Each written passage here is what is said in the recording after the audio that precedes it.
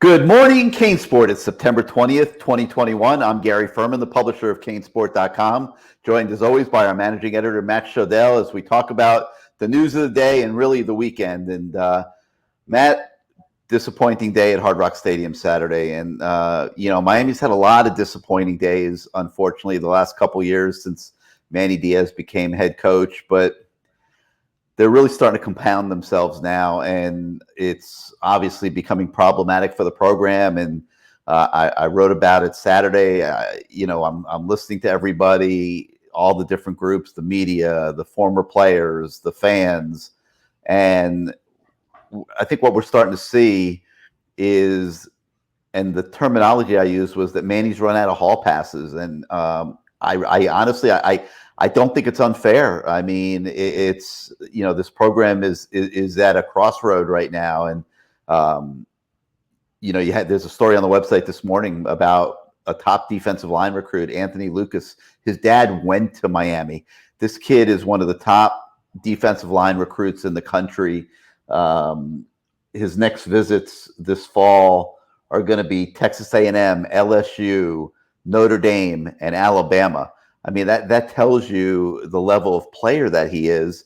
And the fact that he was at the game on Saturday and saw so many problems, particularly on the defensive side of the ball, probably hurt Miami's chances of landing him. And this is a kid whose dad went to Miami, not too dissimilar from Earl Little of American Heritage, whose dad played for Miami, who is looking like he's going to go to Alabama. And these issues are starting to compound themselves on and off the field. And I don't know where this is going. I think it's starting to get, for the first time, I'm starting to change my opinion. I didn't think that there was any way that Manny Diaz didn't get a fourth year. But the way this season has started is a bad pattern. And there's a lot of days ahead against North Carolina and Pittsburgh and Virginia Tech. Even Virginia looked, even though they got overwhelmed by North Carolina's offense at the end of the day Saturday, they were competitive for a while and put up an enormous amount of offensive yardage. And even Georgia Tech is showing some life. And there's not going to be too many easy outs the rest of the season. And Miami, sitting here now at 1-2 and 3 games into the season, it's looking like things are not headed, obviously, in a great direction. Yeah, I mean, very disappointing. I know I was talking with someone the other day about it, but in the preseason, everybody always thinks your team's going to be great. But, a lot of people in the media, including us, we pointed to some warning signs. We said the defense wasn't going to be very good. I thought the offensive line was going to be a lot better than it is. That was a surprise. That's to me been the biggest surprise.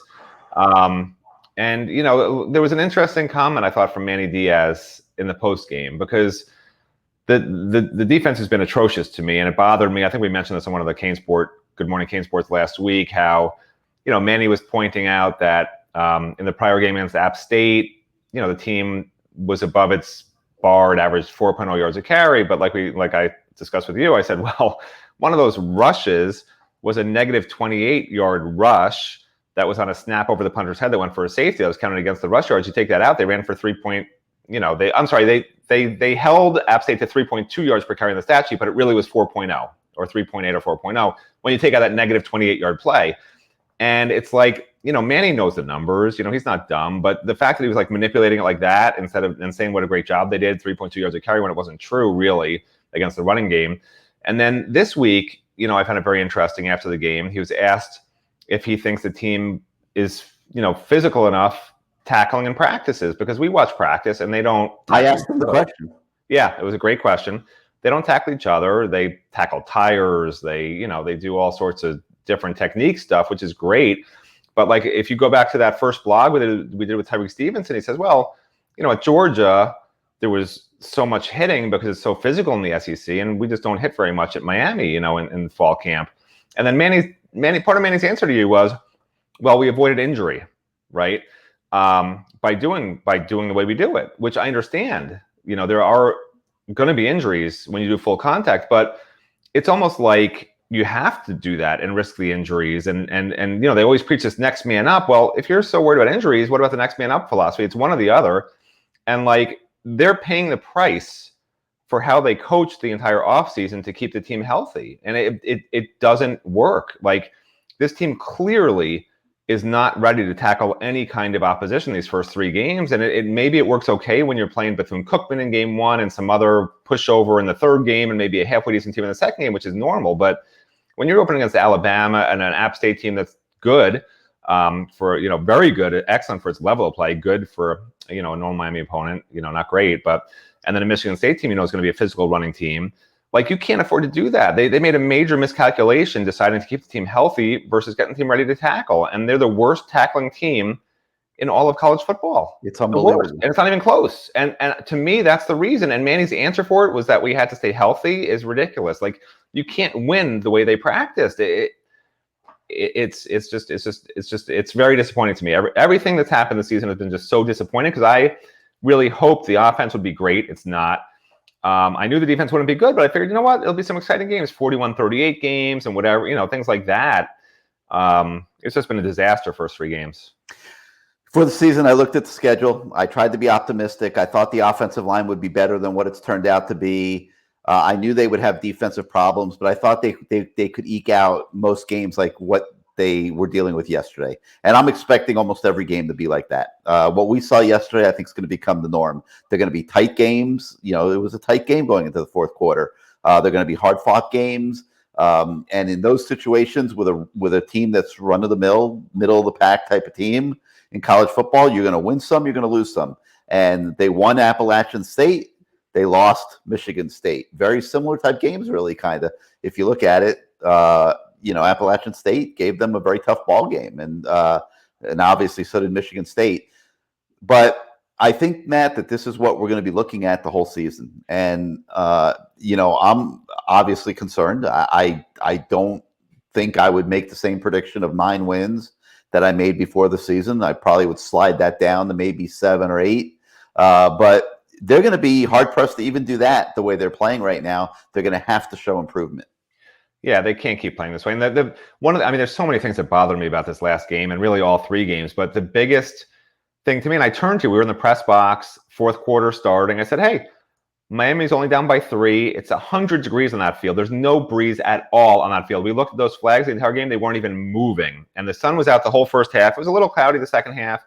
And the assistant coaches were holding up like tarps over the bench so the players could all huddle together and try to stay out of the sun.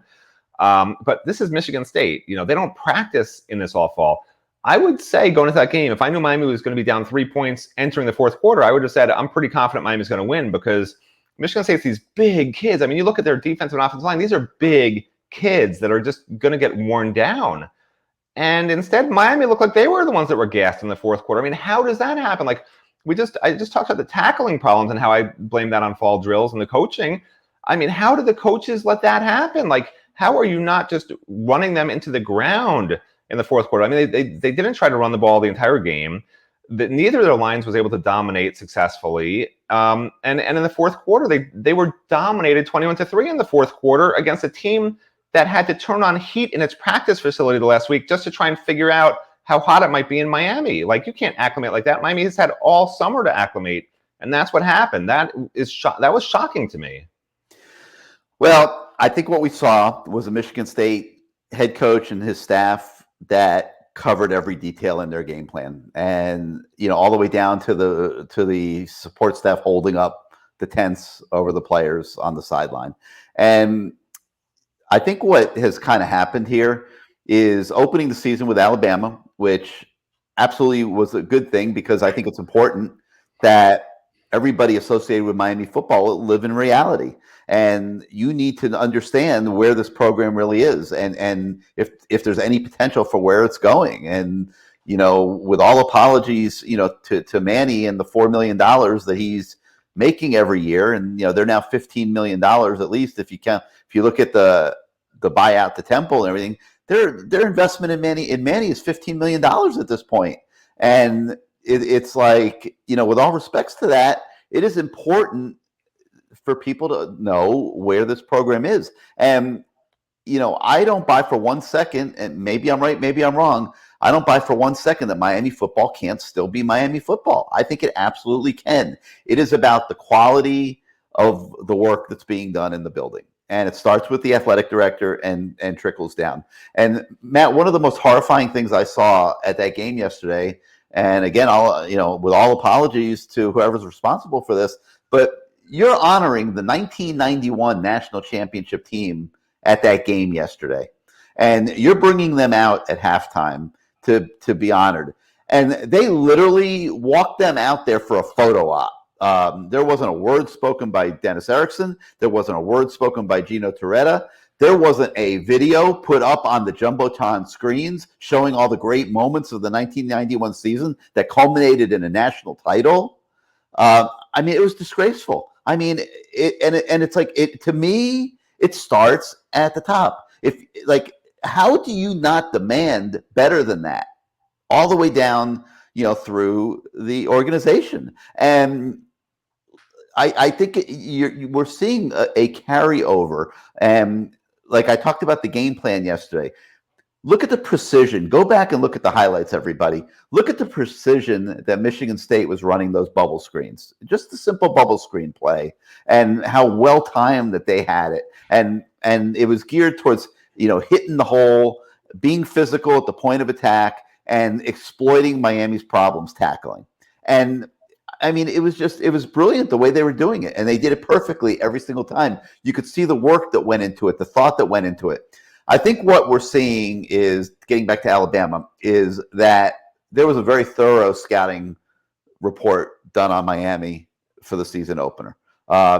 That's the Nick Saban way. He's very thorough. He's got a huge support staff. They have analysts on top of analysts. I guarantee you that they scouted every single player on Miami's sideline and came up with a very thorough scouting report. Well, Mel Tucker of Michigan State was an assistant for Nick Saban. I guarantee you that Michigan State was the beneficiary of that scouting report. And they came in with a plan that was just, it was just so detailed. And they had about, I would guess, somewhere in the 7 to 10 play range. They had about 7 to 10 plays that clearly they had ready for certain moments in the game that they were rolling out. And they would come out with a unique formation and hit a big run. There was one sequence where they came out with the Wildcat and hit a couple plays there. They were just throwing all kinds of different wrinkles at Miami, and it was a creative game plan. Whereas what we're seeing from Miami's offense the first 3 games of the season is a lot of vanilla, and that's called getting out coached. That's called better game planning. And so I'm pointing out deficiencies in simple things like honoring the 1991 team.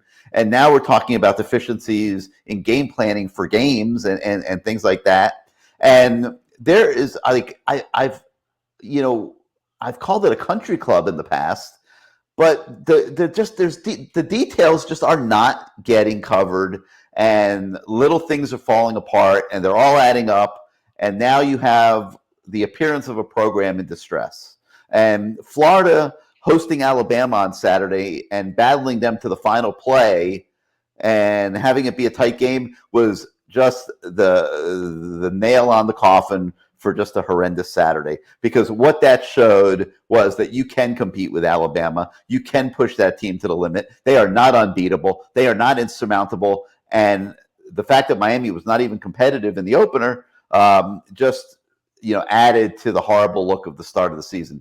So, Matt, to sum this aspect of things up, now you have the fan base up in arms, justifiably so, from the people donating the big money to the Golden Canes to the smaller donors that are ticket holders.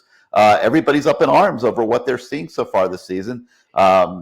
Getting back to the point of this conversation we're having, which is what's on the website this morning. One of the things that's on the website this morning is our weekly feature, the 5th quarter, where I spend all day Sunday into Monday, sometimes even Tuesday, taking questions from the fans, engaging in conversation with everybody on what's on their mind.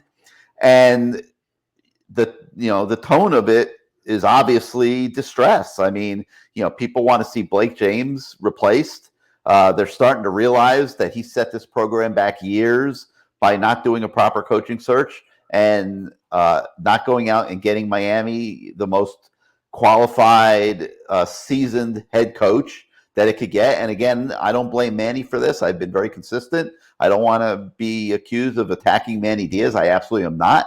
I don't blame Manny. Manny was doing the best thing for his career, and he was going for the best head coaching job he could get. This was on Blake, and people recognize that, and now they're on Blake.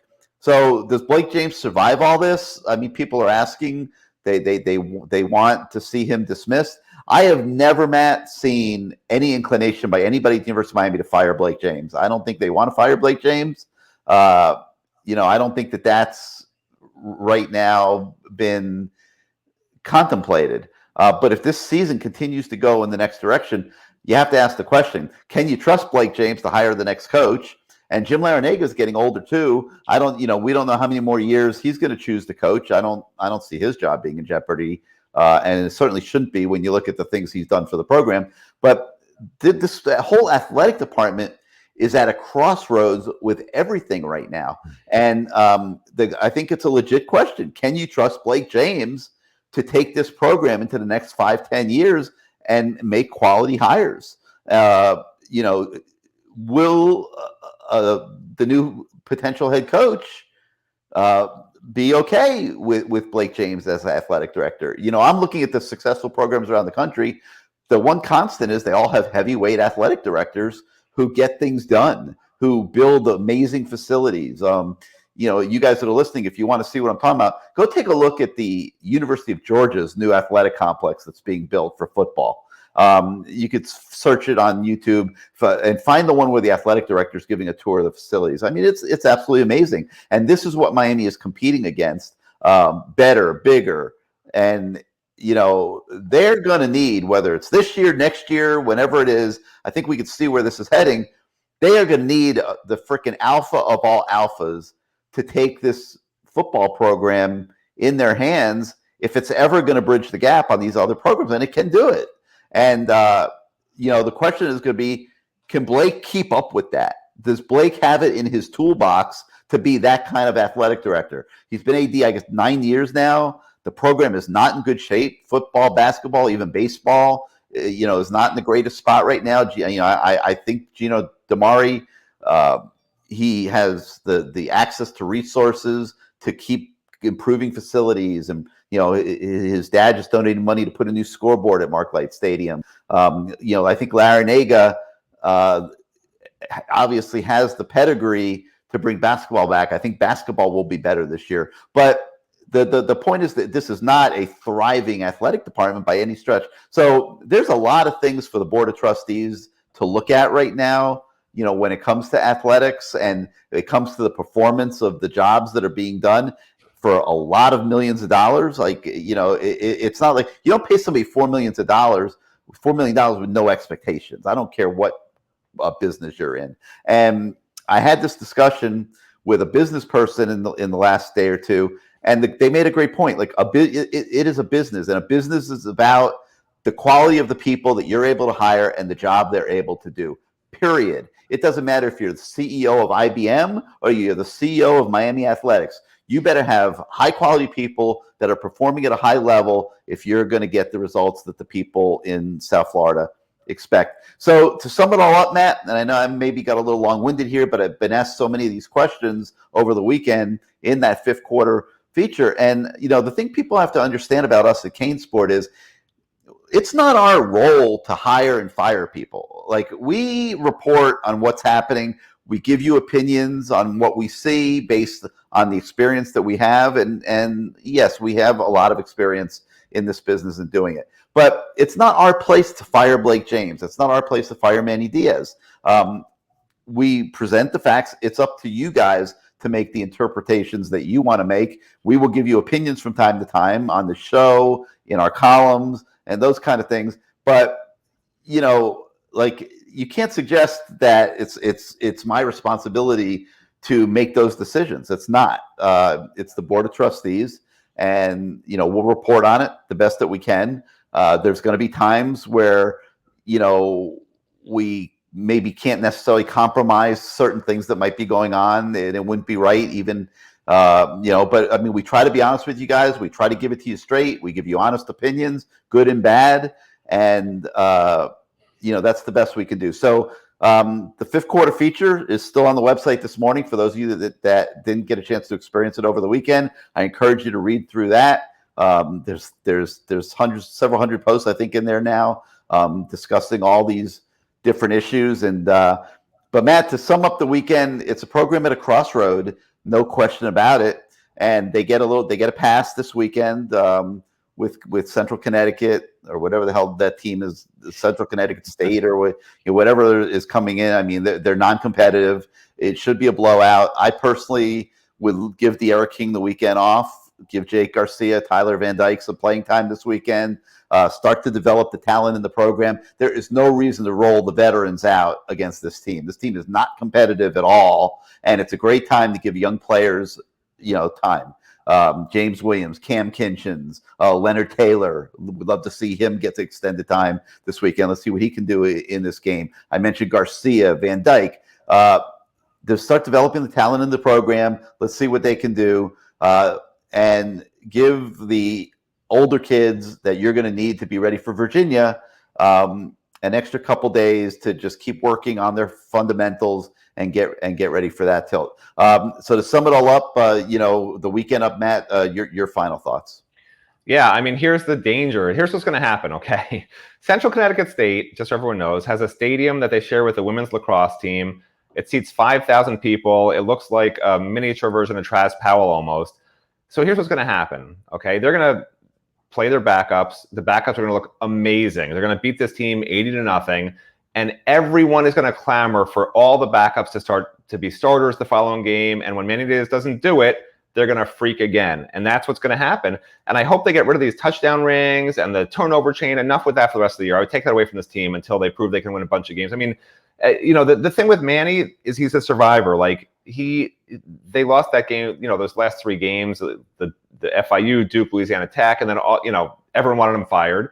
And then he gets the transfer portal going and does everything the fans want. He brings in Ed Reed, and all of a sudden everyone's excited again. Ed Reed, who's never around. Who's never around. Well, listen, some would say it's smoke and mirrors, but I will tell you that Manny Diaz will find something over these next few weeks, in my opinion, that will get fans excited again about the program. I don't know what it's going to be, but I mean, he is remarkable working social media and understanding people's psyches and sort of figuring out what to do so that he won't get fired and has more time.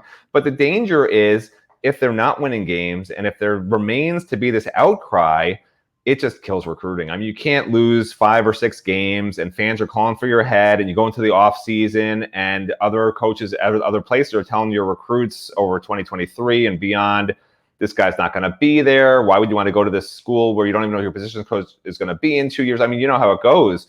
And like, that's the tipping point for me. I know a lot of people think it's, when the booster money dries up and the board of trustees has had it, To me, the tipping point's recruiting. Like, if you can't get recruits that are any high level quality because they won't go to your program because they think you're getting fired, like, you got to go. So we'll find out if there's a tipping point or not. But Manny's got a little bit of room here.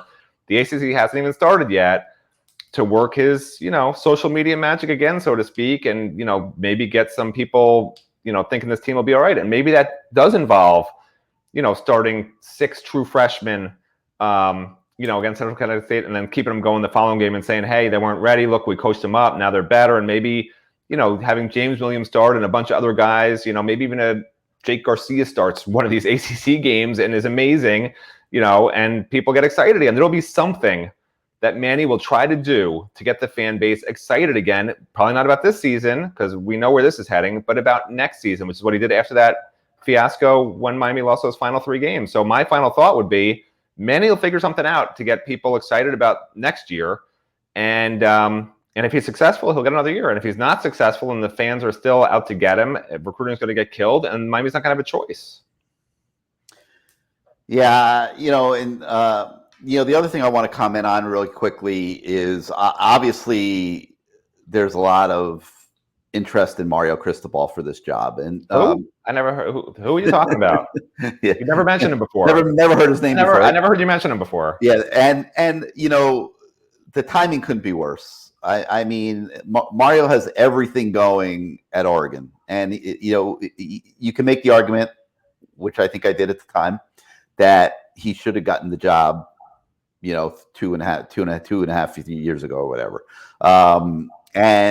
But it didn't happen. And he's gone on at Oregon, and he's doing a phenomenal job out there. They're recruiting as well as anybody in the country. They just went to Ohio State and beat Ohio State on the road without a couple of their best defensive players. They're totally beat up on the defensive side of the ball. They have injury issues, yet they still beat Ohio State. And it just shows you where he's taking that program. I mean, you start stacking recruiting classes, it shows up on the field. And based on what I've heard from people out there, the injury situation might catch up to them this year. I don't know that they'll make the playoff this year. We'll see how things go for them in conference. But they're stacking up to be a playoff contender possibly next year. So he has everything going at Oregon, and hiring him, if it comes to that, if Manny flames out here this year and they have to make a change, is not going to be easy. That said, like, the University of Miami needs to make a decision on what it wants to be, and does it want to be one of the top teams in the country? Does it want to compete for championships? If not, and all it wants to be is Wake Forest or Boston College, then just be honest with everybody. Like, Wake Forest and Boston College don't deceive their fan bases that they're competing for national titles.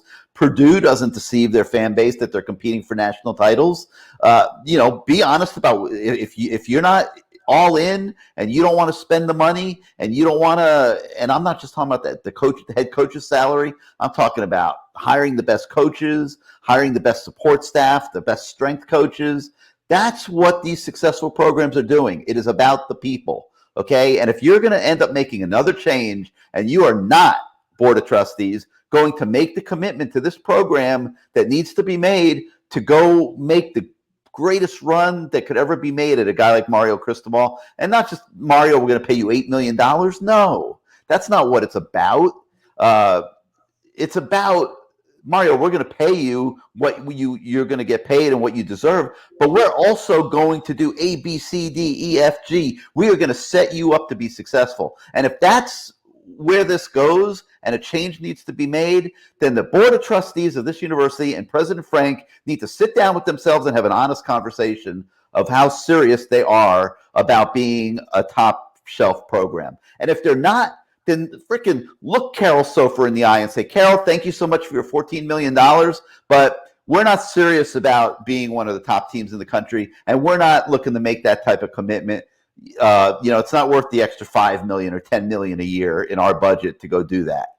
And just be honest. And if she doesn't want to donate money anymore, or if Dan Lambert or any of these other boosters that are giving money to the program don't want to contribute to that, that's their choice. But stop lying to them. And that's the problem, and that's why people get so angry, because they are expecting this department to compete for championships. And right now, that is not happening, and it's not happening because of the way that business has been conducted at the Heck Center for many, many years now. And Blake's been the AD for 9 years, and I like Blake. Blake's a good guy, but we're not judging Blake on being a good guy, and we're judging Blake on the performance of the athletic program that he's been responsible now for over a decade. So there's no more excuses anymore. They got to make a decision. And, they came out to the public, Matt, in 2016, and they said, we are committed and we are going to do whatever we have to do. And it started with Stuart Miller and Hillary Bass and all those trustees. And they said, we are going to do it. We're going to do it. And they went out and got Mark Richt, and they upped all the budgets for nutrition and things like that, and recruiting. And Mark Richt was able to get private planes to go recruiting sometimes and all that. And it was all sold and all done in 2016. And then Mark Richt retires, and it's like, now we're going back to a head coach that's never been a head coach before, that's never won championships, that, and I'm not attacking Manny. Manny was doing the best thing for his career, but he had never won anything. He had been fired from the best job he ever had at Texas. there was no reason to do that without doing a full, complete coaching search and seeing who your candidates are. And maybe you wouldn't have had any candidates. Maybe you wouldn't have had any choices. But you owed it to yourself. You owed it to the department. You owed it to the school. You owed it to the fans, to the boosters, to do a proper coaching search so that University of Miami football did not have to go through these last 3 years. And in year 3, after 3 games, it's already headed in the wrong direction.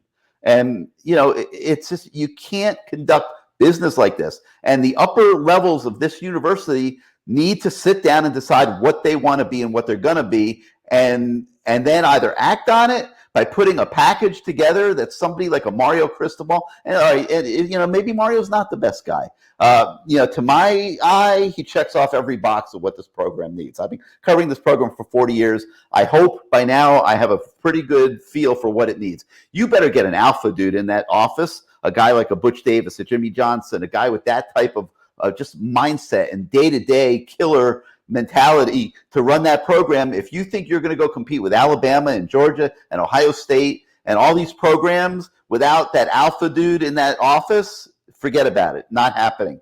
You got to be able to recruit locally. You have to command respect of the local football community. You have to be able to go out of town and compete in recruiting on a national level. There are not many guys in America that are going to check off all those boxes. And, maybe James Franklin can do it. I don't see it to the same level, but, maybe he can. Who else? People throw out the name Hugh Freeze. They throw out Lane Kiffin. There are other names that people love to bring up, but you better make sure that whoever gets this job next, if Manny doesn't make a miraculous comeback here this year, you better make sure that the guy that gets that job checks off all the boxes, because it's 20 years now, Matt, since Miami's been good in football. And, people don't remember 2001 anymore. The kids they're recruiting don't remember 2001. And, they're running out of time to get this right. They're running out of mulligans. They're running out of resets. This is a critical point for this program right now, moving forward from here after what happened this past weekend. And I'm all for the fans holding these people to the fire and making them accountable, because if they don't step up and start performing better as trustees, as presidents, this program's going to be stuck like this for maybe ever. I mean, the only thing I would add is just make sure you keep taking your blood pressure medication, because you're getting pretty amped up. I feel for the fan base. I do too. We live this with the fan base every day, doing what we do at CaneSport. We live it with everybody, every minute of every day. We're on the message boards with them all day. We're having engaging conversation with them about every single nook and cranny of this program, 365 days a year. My heart bleeds for what this fan base has gone through the last 20 years, and we have had a front row seat for every second of it. So no, it's not high blood pressure. I want to see, I would like to see this fan base get their program back. And I wholeheartedly believe it can happen. And yeah, I want to see David Epstein do his job better. If you're going to be the athletic liaison for the Board of Trustees, David Epstein, you must be better than what you've been. You cannot be missing in action when there's a coaching change going on, and maybe the athletic director needs somebody to say, hey, hit the pause button for a second and do a real coaching search. You let down Blake James in that moment. Julio Frank, I get it. You're a president who couldn't give 5 flying diddlies about athletics. Fine. But if that's the way you're going to be, then you have to find a way to set up protocols at the university that results in better than what's been going on. And I don't think the fans should give these people a pass. There's no reason to give them a pass. If they're taking the responsibility, Matt, they got to do the job. These aren't figurehead positions. The worst thing that ever happened in Miami football was when the ACC money started coming in, and you don't need your football program to be the only winning as a football program to be the only thing that was going to carry that athletic department. And ever since that's happened, it's snowballed. And you're right. It just doesn't seem like the administration cares about winning as much as it does balancing budgets and, things like that. And it's a shame. I don't know that, if you mentioned bringing in Mario for whatever many millions of dollars and the support. Really, what they need is a high-level coaching staff. I mean, when they pay too much for a head coach, they take the extra money out of the assistant coaches' pockets to balance their budget. It's all about the money and the budget. And when you do that, you're not going to compete, because these assistant coaches, to me, are more valuable than the head coach, because they're the ones who are out there recruiting. They're the ones who on a daily basis are teaching these kids how to play their position. The head coach is a guy, who makes it all go and who makes the final decisions on game days and blah, blah, blah, blah, blah. But if you're taking the money out of the assistant coach's pockets because you're trying to get a great head coach, that's a disservice to the whole program. They got to stop having this mentality and just go for it.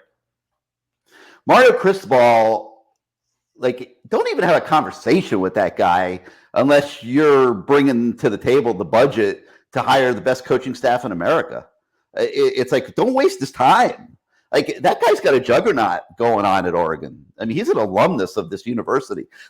Don't waste his time if you're not going to, put a package together that allows him to hire the best people in the country, because, he's going to demand that level of excellence and performance. And he's going to demand that the people working for him live their job. You're not going to hire the best strength coaches and the best, recruiters and the best position coaches and everything else without paying them appropriate salaries. So look, they need to look at all of this. They need to get their act together or stop lying to everybody. And Miami could be Miami again. There's no doubt in my mind. But it's time that everybody in unison steps up and does their job and takes accountability for that and what they need to do to make that happen. And I hope it does, whether it's with Manny Diaz in the head coach's office or not. I mean, certainly not heading in the right direction in that regard. But we'll see how, it'll be week to week here. We'll see how it plays out.